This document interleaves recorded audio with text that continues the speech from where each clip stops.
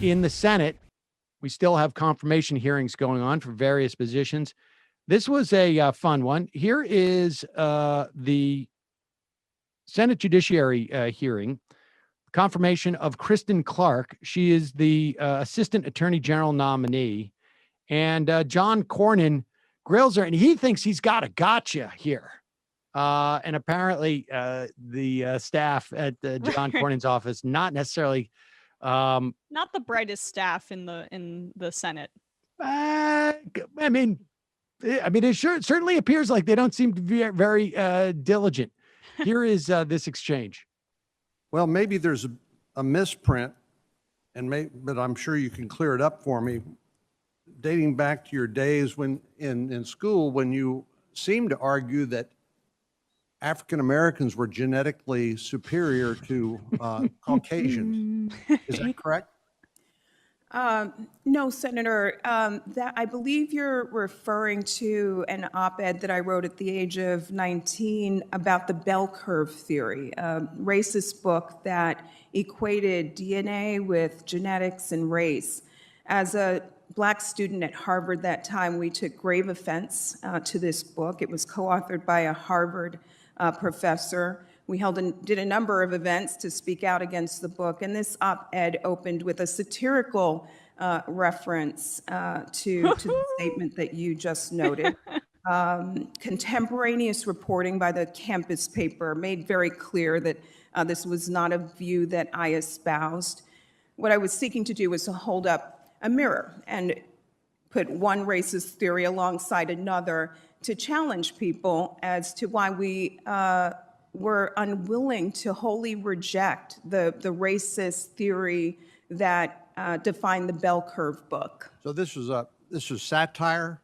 Absolutely, Senator. Where was that published? In the student paper, the Harvard Crimson, and there is contemporaneous reporting from that time, from that day, that makes clear that these were not views that I espouse, Senator. Whoop.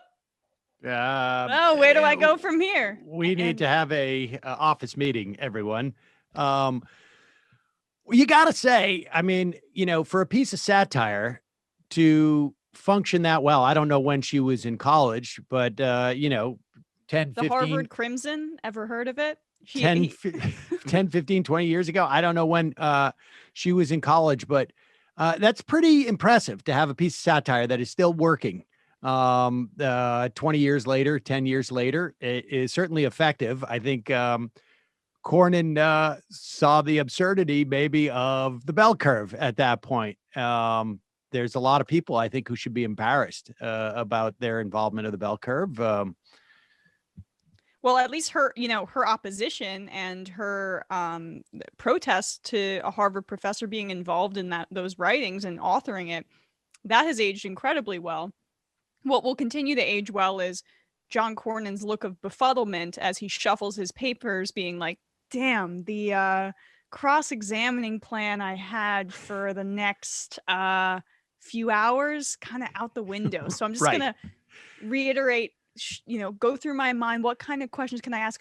What paper was this? Can I still go through the righteousness that I had planned and the complete offense I was going to take and tie this into Black Lives Matter and the violence on the streets and sort of implied that maybe, look, there's nothing wrong with our policing in this country.